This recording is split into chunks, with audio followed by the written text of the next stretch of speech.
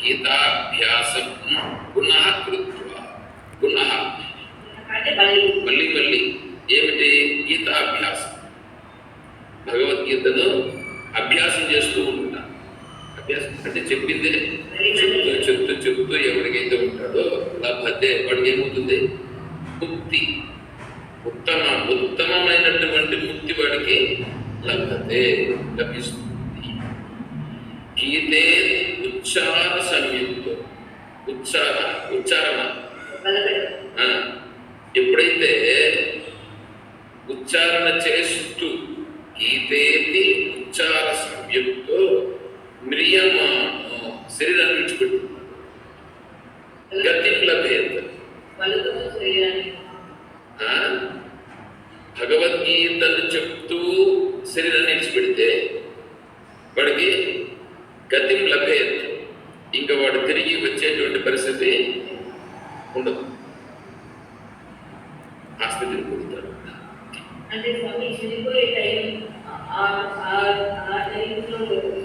భగవద్గీత శ్లోకాలు చెప్పుకుంటూ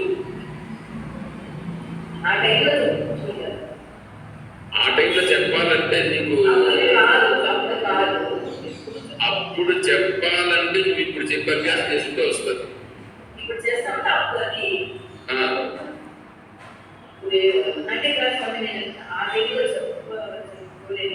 ఎందుకు చెప్పలేవు?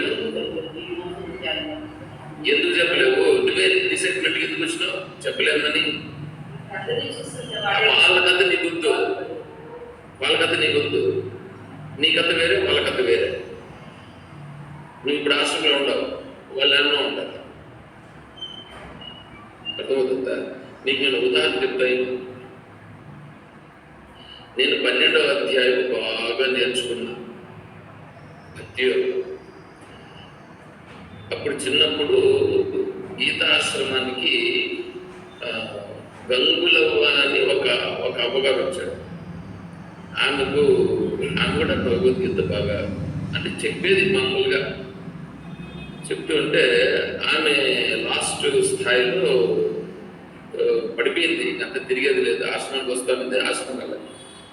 సరే చూసేదానికి నేను పోతే నాన్న వచ్చినావా కూర్చో అని చెప్పి చేయబడుతుంది. కూర్చో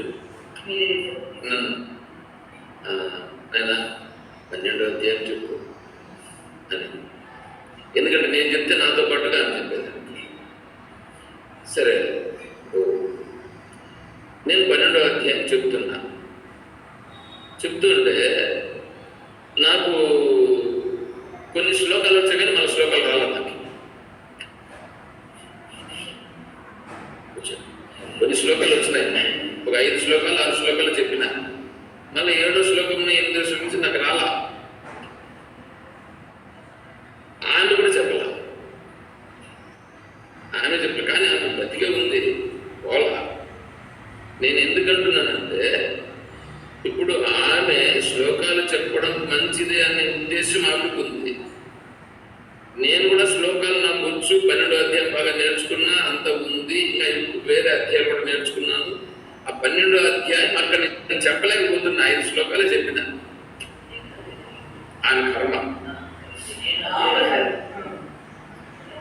అది నువ్వు గుర్తించాలని చెప్తాను. నేను ఇప్పుడు నేను మళ్ళీ అటు నుంచి బయట చేస్తుంటే నాకు మళ్ళీ బాగా వస్తుంది శ్లోకాలన్నీ. ఆ టయానికి రాలా. ఆ టయానికి రాలేదంటే ఎందుకు రాలేదు?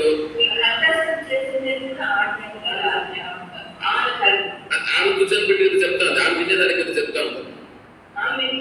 ఆమె వినేదానికి చెప్పాలంటే ఇప్పుడు ఆమె లేచి చెప్పలేదు. ఆమెకు చదువు రాదు. చదువు రాకపోయినా 12వ అధ్యాయం 15వ అధ్యాయం చెప్పేది ఆశ్రమం మామూలుగా చెప్పాను వచ్చేసి. కానీ ఇప్పుడు ఆమె చెప్పలేకపోయిందట. ఆమె చెప్పలేకపోతే పోయిందట. నేను చెప్పచ్చు కదా, నా దగ్గర చెప్పించచ్చు కదా పరమాత్మ.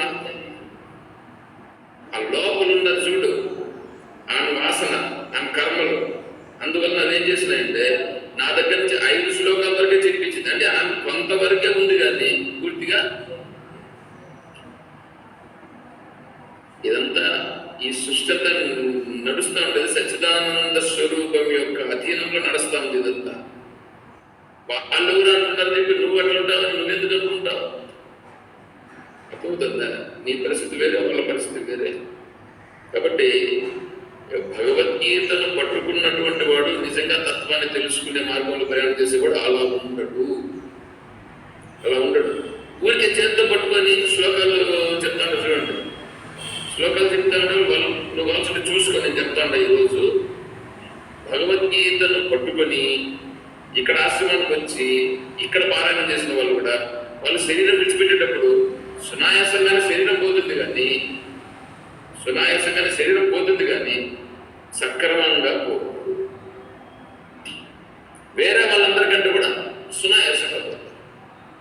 అది భగవద్గీత మహాత్మ్యం అంతే. అది తప్పదు. చూసుకో, నేను ఇట్లాంటివి చాలా చూశాను. ఒకతను ఆశ్రమానికి వచ్చేవాడు. ఆశ్రమంలో ఆయనకు చదువు భగవద్గీతను చెప్తూ ఉంటే కూర్చొని ఉంటా. భగవద్గీతను పారాయణ చేస్తానంటే కూర్చొని ఉంటాం. ఆయన కూడా సేమ్ ఇట్లాగే చనిపోయే టైం వచ్చింది పడుకున్నాడు, కోరస్తాడు, పోవట్లేదు. భగవద్గీత తీసుకుని వచ్చి ఆయనకు చూపించి భగవద్గీత పెడతా ఉంటాను నీ తల కింద, ఆయన తల కింద పెడితే చూసి ఆ గోర్చడం అంతా కూడా ఏమైంది. భగవద్గీత అంటే ఏమనుకుంటున్నారు? నన్ను కదిలించదండి. భగవద్గీత దగ్గరికి వచ్చిన అంటే నేనేం కదా వెళ్ళిపోతాను. గీతార్థ శ్రవణాసక్తో మహాపాపయుతో దివా వైకుంఠం సమవాప్నోతి విష్ణునా సహ మోదతే. భగవద్గీతను శ్రవణాసక్త వినాలి. నేను భగవద్గీత వినాలి, భగవద్గీత తెలుసుకోవాలి, భగవంతుడు ఏం చెప్పినాడో తెలుసుకోవాలి నేను అనే భావన ఎవడికి ఉందో వాడు మహాపాపయుతో వాడు ఎన్ని పాపాలన్నా చేసి ఉంటుంది. వైకుంఠం సమభావం, వాడు వైకుంఠాన్ని పొందుతాడు. విష్ణునా సమోదతే, పరమాత్మ యొక్క సన్నిధానానికి వెళ్ళి తీరుతాడు. విష్ణులోకానికి వెళ్తాడు, మోక్షాన్ని పొందాడని చెప్పలా. చూడు అది సరే అంతే.